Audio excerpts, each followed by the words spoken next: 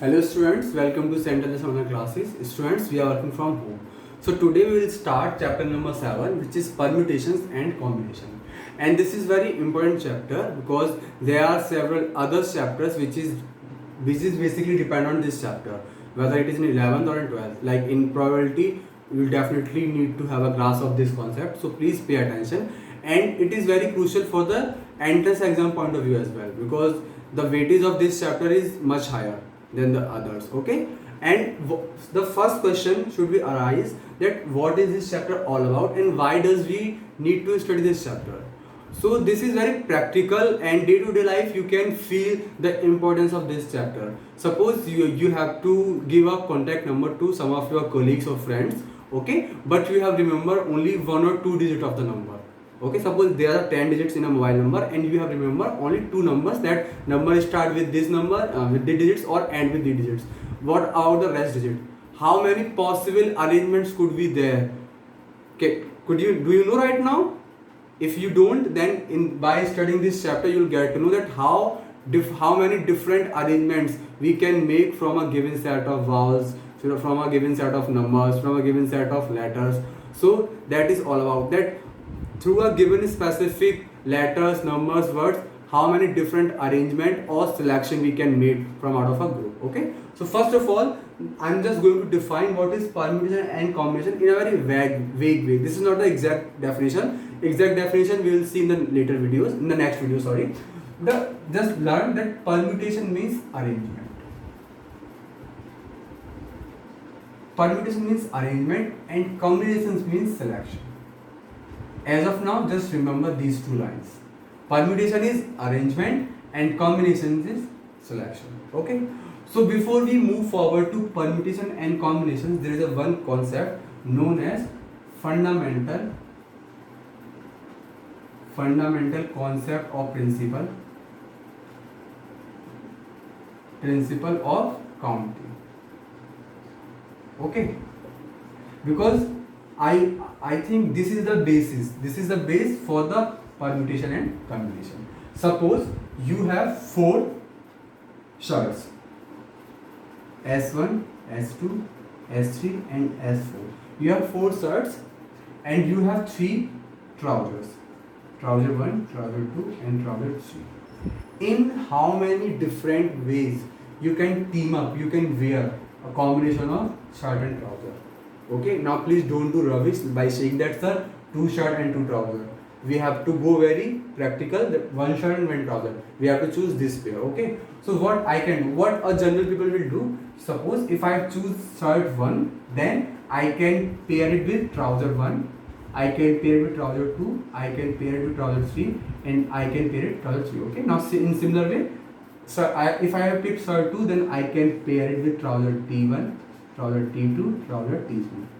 If I choose shirt 3, in same manner I can pair T1, T2 and T3. And S4, then T1, T2, T3. So basically there are 12 different ways in which I can team up, and I can make a pair of shirt and trousers. Okay. So now can you generalize this? I have 4 shirts, 3 trousers, and there are total 12 ways to team up to make a pair of out of these shirt and trousers. Okay. So now the base, because there one, suppose this is an event A, choosing a shirt is event A and choosing a trouser event B. So this rule says that if there are m ways of doing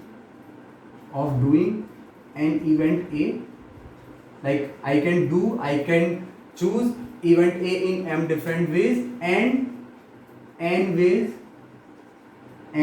of doing an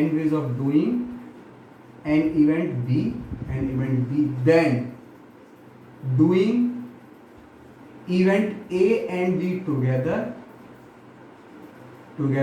there would be m into n ways. Now we have 4 shirts, we have 3 trousers. Doing that together, it means wearing them in a pair, then total ways would be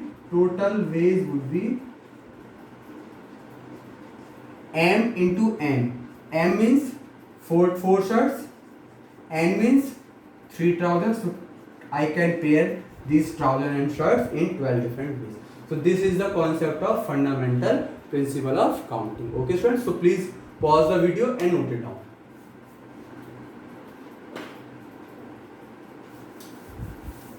Now in the first exercise, in exercise 7.1, we have 6 to 7 questions, and all of them are very easy and based on the fundamental principles of counting. Okay, so we are going to solve them one by one.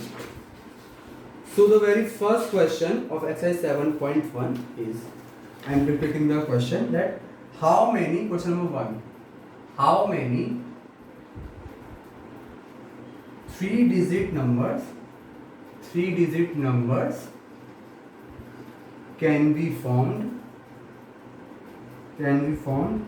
from the digits. We have given some digits 1, 2, 3, 4 and 5. Assuming that the first part is repetition of digits is allowed, and in the second part repetition not allowed. Now first of all, understand the question. We have given 1, 2, 3, 4, 5, these 5 digits. With the help of these 5 digits, we have to make a number of 3 digits where repetition of digits is allowed and repetition is not allowed. So I am solving the first part. What digits are I have? 1, 2, 3, 4 and 5. And I have to make a 3-digit number. 1, 2, 3. Okay students, so now take any place. So I am taking this place. So at this place, any of these 5 numbers can come. One can come over here, 2 can come over here, 3 can come over here, 4 and 5. I can choose any one from these 5 numbers. So basically what does it mean? That I can fill this place in 5 different ways. Okay, now this place is filled. So at a time there would be only one digit over here. I can fill that one digit in 5 different ways. Okay, once I have filled this place, now come to this place. So initially I have 5 digits, so now 1 digit I have already used over here, so I will left with 4 digits. So I can fill this place in 4 different ways. Okay, when I fill this with a number, then I will left with 3 digits. So this place can be filled in 3 different ways. So by the fundamental principle of counting, if first place can be filled in 5 different ways, second could be filled in 4 different ways, and third place could be filled in 3 different ways, then these places together can be filled in 5 into 4 into 3 ways. It means what? 5 for 23, 60. There are 60 numbers which can be formed from these 5 digits where repetition of digit is not allowed. Actually, we have solved the second part because here repetition is not allowed. If I have used 1 over here, then only 4 numbers will be left for the second place. And if I have suppose 2 I use over here, then only 3 numbers will be left for the third place. So here repetition is not allowed. So this is the second part actually. So without repeating digits, we can form 60 numbers. Okay. Now we will solve the first part. So please pause the video, note it down. Now talking about the first part where repetition of digit is allowed. Suppose 1, 2, 3, 4 and 5. These are the 5 given digits and I have to make a 3-digit number. I can put any number at this place. So I can write 1, I can write 2, I can write 3, 4 and 5, anything. So this place can be filled in 5 different ways. Similarly, I can repeat, suppose if I use 1 over here, I can repeat 1 over here as well because repetition is allowed. So again this place can also be filled 1, 2, 3, 4, 5 in 5 different ways because repetition of digit is allowed. But in the second question, if I have filled 1 over here, okay, then for this place I cannot write 1, I cannot write 1. So I have to choose another number which is different from 1. So if I use 1, then I will have with 4 numbers. So that place could be filled in 4 different ways. Suppose 1 I have used over here and 2 I used over here. Then third place can be filled by only 3, 4, 5. So 3 numbers will be left. But here I can repeat numbers. So similarly for third place as well, I can fill it by any 5 numbers. Okay, so total required number would be 5 into 5 into 5.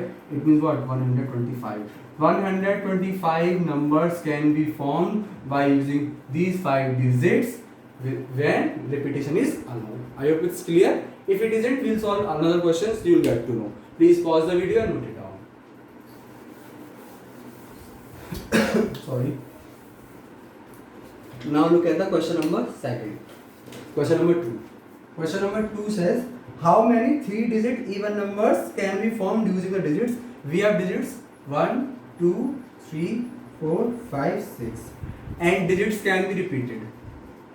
Digits can be repeated. And we have asked that how many 3 digits even number can be formed. Okay, now we have 1, 2, 3 digit even number. So whenever we have given a condition like over here even number, so first of all we fill that place that is specify the number.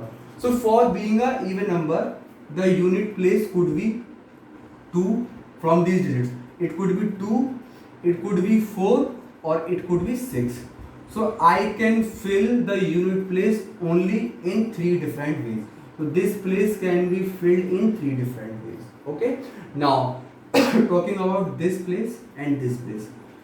Suppose if I have taken 2 over here. Suppose I have write 2 over here. Then can I repeat number over here 2? Yes, because repetition is allowed. So we don't need to look up now. This place can be filled in 3 ways, but this place and this place, these 2 places can be filled by 1, 2, 3, 4, 5, 6.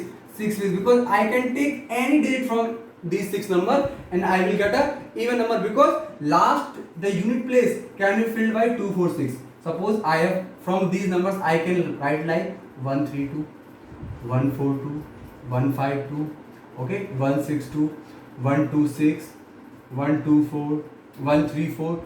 So the unit place is restricted. Only 3 digits can come on unit place. But over here, I can write any number. I can write 562. I can write 342. So these two places can be filled by any 6 number of these. Any 6 number. So 6 into 6 into 3. So total possible number are 6 into 6 into 3. This is 36 into 3. It means what? 108. Total 108 numbers can be formed which are 3-digit even number and where repetition is allowed. I hope it's clear. Please pause the video and note it down.